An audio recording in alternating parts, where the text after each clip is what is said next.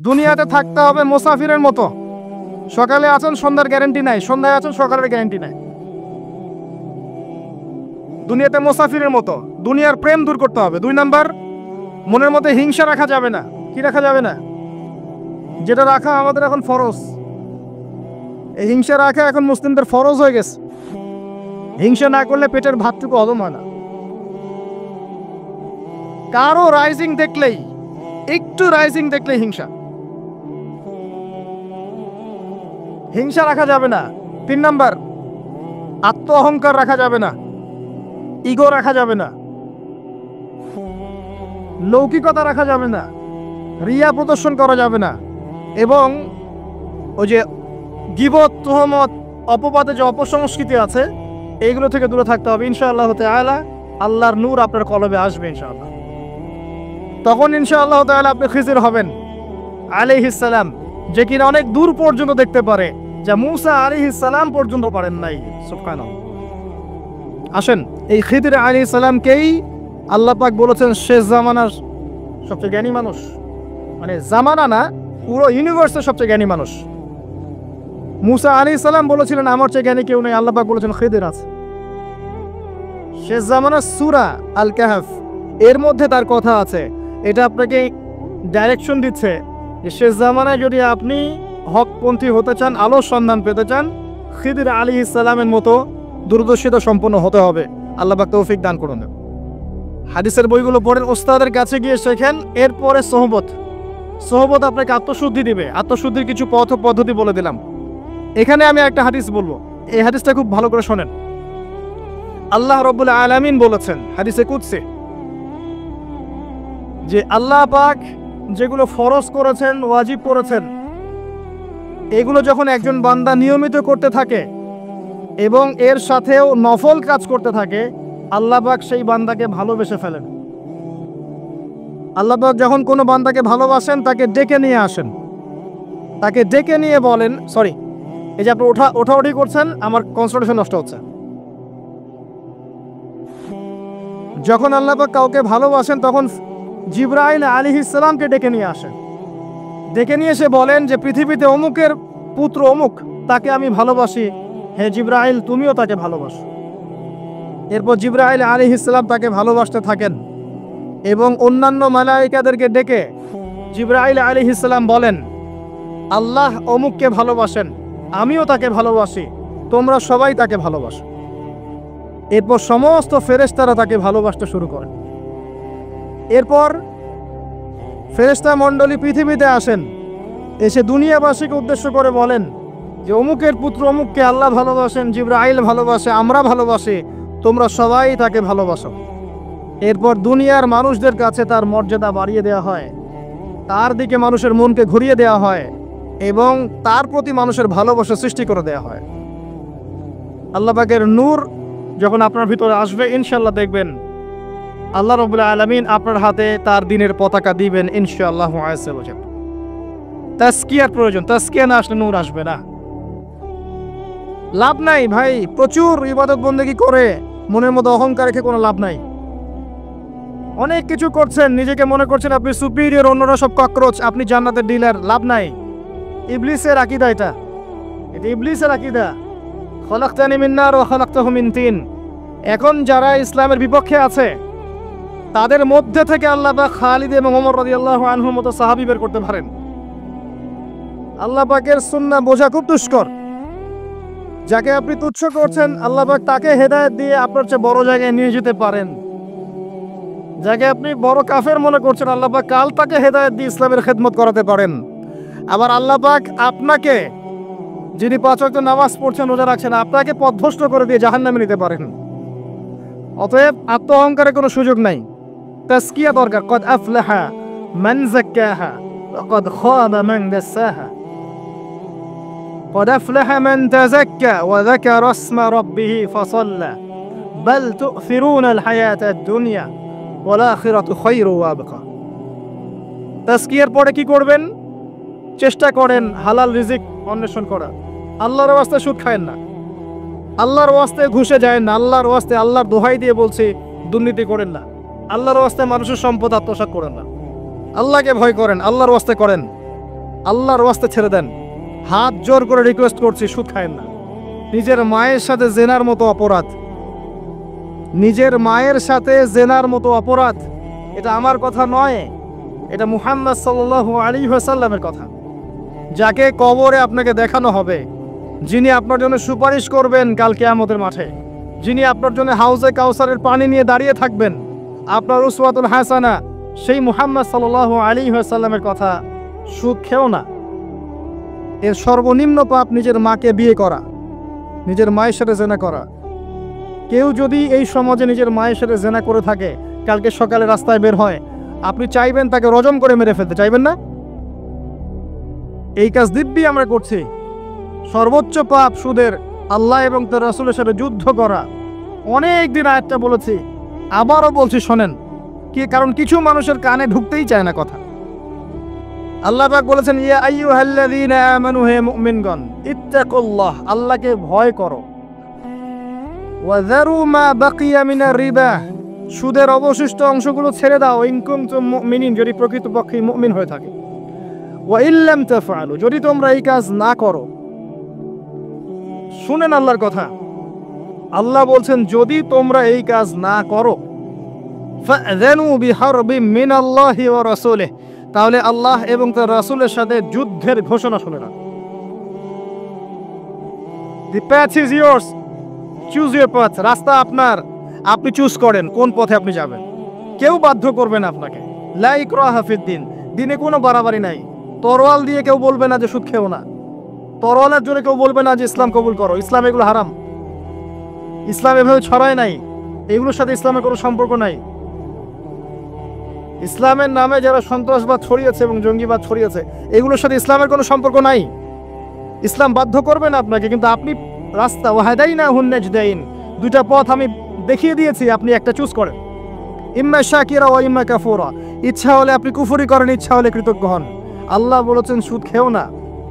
নিজের মায়ের সাথে জেনা করা, আল্লাহ এবং তার রাসূলের সাথে যুদ্ধ করা, আপনি পথ চুজ করেন। একটা টাকা যদি হারাম থাকে রিজিকে, আপনার ইবাদত কবুল হবে না। সে যেই হোক, দাড়ি টুপি পাগড়ি জুব্বাওয়ালা মানুষও যদি সুদ খায়, জায়েজ হয়ে যাবে না। পৃথিবীর সমস্ত মানুষ যদি ভোটাভুটি করে যে সুদ হালাল, হালাল হয়ে যাবে না। পরিবারের হালাল রিজিকের ব্যবস্থা করেন। অনেক মানুষ দেখা হয়, কথা হয়, মেসেঞ্জারে টেক্সট করে, হোয়াটসঅ্যাপে নক করে, বড় চাকরি করতো, 60,000 70,000 80,000 টাকা বেতন পেত, তখন রিজিকে বরকত ছিল না, ছেড়ে দিয়েছে, চায়ের দোকান দিয়েছে, এখন রিজিকে বরকত আছে। আজকে একজনের সাথে দেখা হয়েছে, তিনি ইউএস বাংলা এয়ারলাইন্সে কাজ করেন।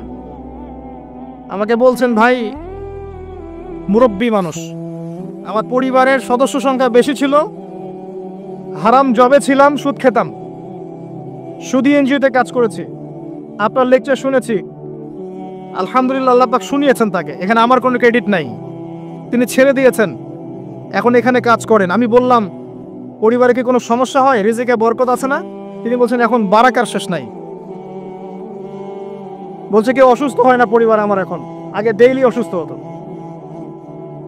আমার টাকা চুরি চামারি হয় না, আগে আমার টাকা আত্মসাৎ হয়েছে। বরকত কি জিনিস আপনাকে বুঝাই, বরকত চোখে দেখা যায় না। আপনি হালাল রিজিকে থাকেন, দেখবেন আপনার পরিবারের মানুষ কম অসুস্থ হচ্ছে, খরচ কমে গেল, আপনার সম্পদ চুরি ডাকাতি হচ্ছে না, নিরাপদ আছে। আপনার অল্প রিজিক আল্লাহ রহমত বরকত ঢেলে দিলেন, অল্প খেয়ে আপনি তৃপ্ত, মেডিসিনের খরচ নাই, অসুস্থতার খরচ নাই, আজে বাজে কোনো খরচ নাই, কারণ আপনি হারাম খাচ্ছেন না। বরকত চোখে দেখা যায় না, এটা বুঝতে হয়। আবার দেখবেন মাসে কোটি টাকা আর্ন করছেন, এই যে বড় একটা ক্যান্সার, এই যে কি একটা রোগ শেষ হচ্ছে আরেকটা শুরু হচ্ছে, বাবার অসুখ, মায়ের অসুখ, এই সমস্যা ওই সমস্যা, একটার পর একটা লেগেই আছে। এই প্রজেক্ট নষ্ট হচ্ছে, ওই প্রজেক্ট নষ্ট হচ্ছে, আবার মানুষ ছিনতাই করছে, চুরি ডাকাতি করছে। এটা আল্লাহ পাকের গজব। রহমত বরকত চোখে দেখা যায় না, এটা আপনাকে বিশ্বাস করতে হবে যে আল্লাহর পক্ষ থেকে এগুলো আসে। ইমানের 6 পিলার সব তো গায়েব, আল্লাহ বিশ্বাস গায়েব, মালায়েকা ওয়া কুতুবিহি ওয়া রুসুলিহি ওয়াল ইয়াউমিল আখির ওয়াল কদরি খায়রি ওয়া শাররি, সবই গায়েব। অদৃশ্য বিশ্বাসের নামই তো ঈমান। তো বরকত রহমত কি দেখা যাবে? দেখা যাবে না। রূহ বা আত্মাকে দেখেছেন? আপনার শরীরে নাই। এভাবেই আল্লাহর রহমত বরকতে বিশ্বাস করতে হবে। আল্লাহ পাক ইনশাআল্লাহ তাআলা আপনার হালাল অল্প রিজিকে বারাকা দিবেন ইনশাআল্লাহ। আল্লাহর ওয়াস্তে দুর্নীতি করেন না, আল্লাহর ওয়াস্তে করেন না। আমি বলি একটা হাদিস শোনাই, আমরা তো দায়িত্ব পেলে অনেক খুশি হই। রাসূলুল্লাহ সাল্লাল্লাহু আলাইহি ওয়াসাল্লাম বলেছিলেন, হে আবু যার, তুমি কখনো দুইজন ব্যক্তির দায়িত্ব নিতে যেও না। যদি দুইজন ব্যক্তির দায়িত্ব নাও, যেন তোমাকে ছুরিবিহীন জবাই করে ফেলা হয়েছে। কারণ প্রত্যেককে তার দায়িত্ব সম্পর্কে জিজ্ঞাসা করা হবে। আমরা তো খুশি হই। রাসূল সাল্লাল্লাহু আলাইহি ওয়াসাল্লাম বলেছেন, তোমরা কি জানো সবচেয়ে বড় মিসকিন কে? সবচেয়ে বড় মিসকিন কে? দরিদ্র কে? সাহাবীরা বলছেন, আমরা তো মনে করি যার কাছে অর্থ সম্পদ কম সেই বড় মিসকিন। আল্লাহ রাসূল বলছেন, ভুল। শোনো, সবচেয়ে বড় মিসকিন সেই ব্যক্তি যে ব্যক্তি পরকালে অনেক নেকি নিয়ে উঠবে। নামাজ, রোজা, হজ, যাকাত, উমরা, হজের নেকি, বিশাল বিশাল নেকি। এরপরে সে দেখবে সামনে মানুষ দাঁড়িয়ে আছে, কারো গীবত করেছে, কাউকে তহমত দিয়েছে, কাউকে অপবাদ দিয়েছে, কারো টাকা চুরি করেছে, কাউকে অন্যায়ভাবে জুলুম করেছে, কাউকে পিটিয়েছে, কারো সম্পদ লুট করেছে ইত্যাদি। তখন আল্লাহ পাক বলবেন, শোধ করে দাও। কিভাবে শোধ করা হবে? ফেরেশতারা জিজ্ঞাসা করবেন। আল্লাহর পক্ষ থেকে হুকুম আসবে, এই ব্যক্তির নেকিগুলোকে ওদের আমল নামে কনভার্ট করো। ওই যে শেয়ার ইট পাস করে দাও। ওটা আরো বড় টেকনোলজি হবে ইনশাআল্লাহ তাআলা। বলার সাথে সাথেই আপনার নেকি আমার নেকি দেখা যাবে চলে গেছে, নাউজুবিল্লাহ। এবার সব নেকি শেষ। এবার কি হবে? অর্ডার আসবে, তাদের গুনাহগুলোকে এই ব্যক্তির আমল নামে চাপিয়ে দেওয়া হবে। এরপর আল্লাহ পাক বলবেন, ইকরা কিতাবাক, পড়ো তোমার কিতাব। ওয়া কাফা বিনাফসিকা আল-ইয়াওমা আলাইকা হাসিবা, আজকে তুমি তোমার হিসাব নেওয়ার জন্য যথেষ্ট। এই কিতাব আর ডান হাতে আসবে না, ঘুরে আসবে। ওয়া আম্মা মান উতিয়া কিতাবাহু বিশিমালিহি ফাসাউফা ইয়াদউ সুবুরা, তখন সে মউতকে ডাকতে থাকবে। হায়, আজকে আমার একটা মৃত্যু দিয়ে কাজ হবে না, 1000টা মউত আমার দরকার। সুবহানাল্লাহ, ইন্না লিল্লাহি ওয়া ইন্না ইলাইহি রাজিউন। এই হচ্ছে তাদের পরিণতি যারা অন্যের সম্পদ আত্মসাৎ করে খাবে। আল্লাহ পাক আমাদেরকে বোঝার তৌফিক দান করুন, এবং মানুষের সাথে জড়িত হক যাদের থাকবে, আল্লাহ পাক যেন আমাদেরকে মানুষের সাথে জড়িত কোনো হক না রাখেন, পবিত্র অবস্থায় দুনিয়া থেকে নেন, আল্লাহুম্মা আমিন। কারণ দুনিয়াতে যা যার হক তাকে দিয়ে দেন। ভাই, আমি একটা কথা বলেছি, কথাটা ভাইরাল হয়েছে অনেক। মানুষের অবস্থানকেই ভালোবাসে। মানুষ কখনোই মানুষের অন্তঃসত্ত্বাকে ভালোবাসে না। অবস্থান আপনার ভালো, আপনার পিছনে মানুষের অভাব থাকবে না। আজকে আপনার ক্ষমতা আছে, পাওয়ার আছে, খ্যাতি আছে, ইত্যাদি আছে, মানুষ দেখবেন পিছনে ঘুরঘুর করছে। এবং এরা কিন্তু সবাই সবার স্বার্থেই ঘুরঘুর করছে। এর বাইরে আল্লাহ পাক কিছু মানুষের মনে আল্লাহর পক্ষ থেকে মহব্বত দেন, এটা আলাদা বিষয়। এটা শুধু ধার্মিকদের ক্ষেত্রেই সম্ভব। ওই দুই ব্যক্তি যারা আরশের ছায়া পাবে, যারা একে অপরকে আল্লাহর ওয়াস্তে মহব্বত করেছে, তাই না? অতএব আল্লাহর পক্ষ থেকে একটা মহব্বত থাকে, এটার কোনো স্বার্থ থাকে না, নিঃস্বার্থ ভালোবাসা। এটা টোটালি নিঃস্বার্থ ভালোবাসা, কোনো স্বার্থ নাই। কিন্তু দুনিয়ার ভালোবাসা স্বার্থপর। অবস্থানকে আপনাকে মূল্যায়ন করা হবে। আপন শুধু আল্লাহ পাক আপনার। আল্লাহর জন্যে যার যার হক তাকে দিয়ে দেন, নিজের হক আল্লাহর কাছে চেয়ে নেন, আপনি সুখে থাকবেন ইনশাআল্লাহ। এর চেয়ে কোনো ফিলোসফি নাই দুনিয়াতে সুখে থাকা। আপনি মানুষকে সন্তুষ্ট করতে পারবেন না। পরিবার, বাবা মা, ছেলে মেয়ে, বউ বাচ্চা, কাউকে সন্তুষ্ট করতে পারবেন না। 100% আপনি কাউকে সন্তুষ্ট করতে পারবেন না।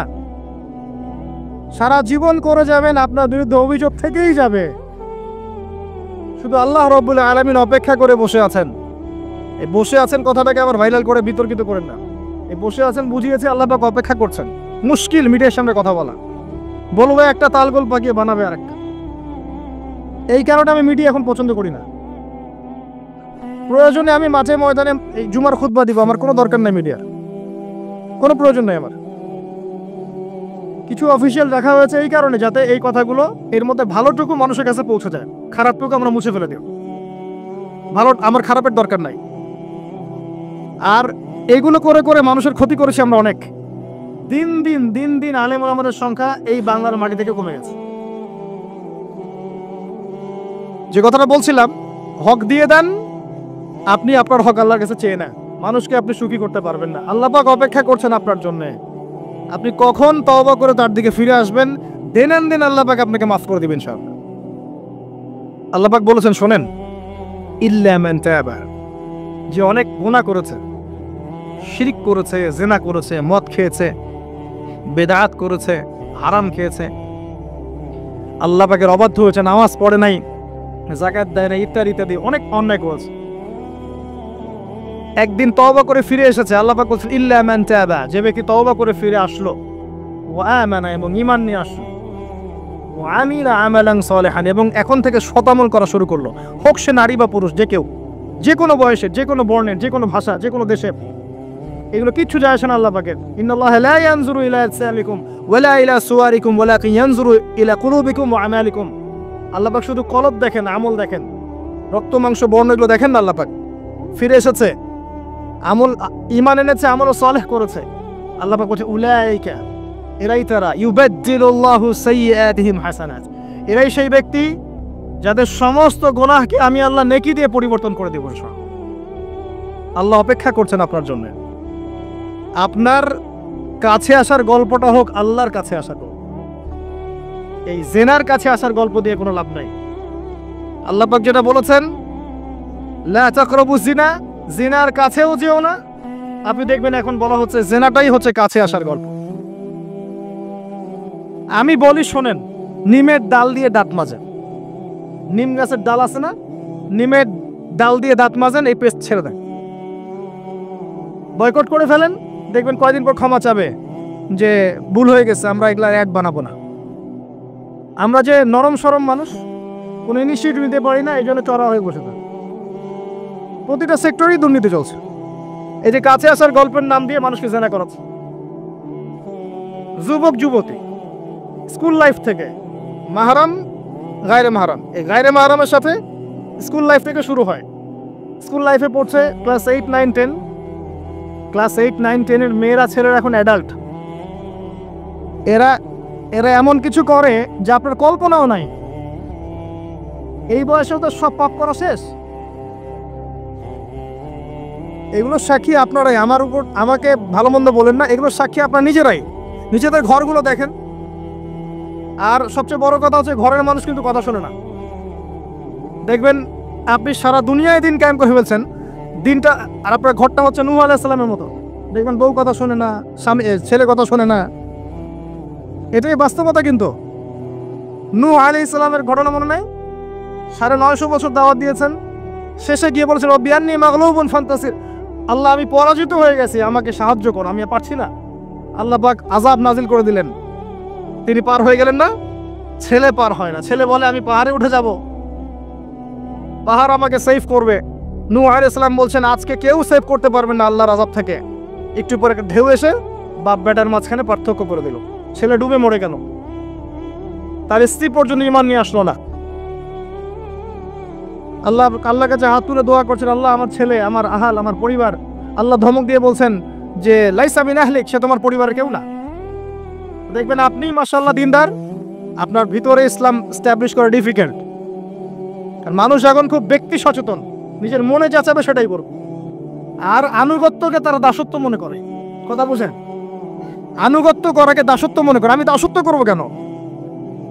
আল্লাহ এবং তার রাসূল এবং স্বামী, পরিবার, কর্তাদের আনুগত্যটাকে তারা দাসত্ব মনে করে। অতএব সুখে থাকার মূল মন্ত্র এটাই আপনার, যার যার হক তাকে তাকে দিয়ে দেন, নিজের হক আল্লাহর কাছে চেয়ে নেন, আপনি সুখে থাকবেন ইনশাআল্লাহ। আল্লাহর জন্য বাঁচেন, আল্লাহর জন্য খান, আল্লাহর জন্য পড়েন, আল্লাহর জন্য দিন কায়েম করেন, আল্লাহর জন্য আপনি ইবাদত করেন, আল্লাহর জন্য মারা যান, ইনশাআল্লাহ আল্লাহ আপনাকে জান্নাত দিবেন।